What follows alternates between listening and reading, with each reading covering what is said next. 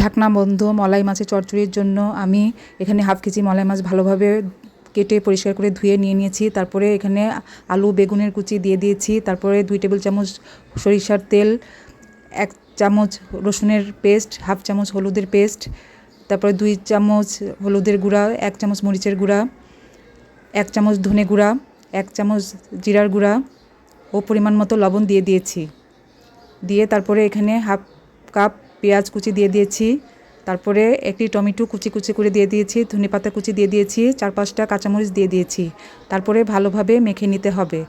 মাখানোটা এমনভাবে হতে হবে যাতে পুরো মাছের মধ্যে মশলাটা মিশে যায়, তবে মাছ যাতে ভেঙে না যায় সেদিকে খেয়াল রাখতে হবে। এখন সামান্য পরিমাণ পানি দিয়ে দিব।